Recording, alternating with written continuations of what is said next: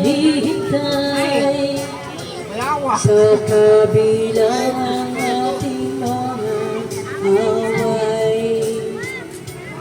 Kung sakali ayaw mo na sa akin, baby ko, patuloy kang mamahalin.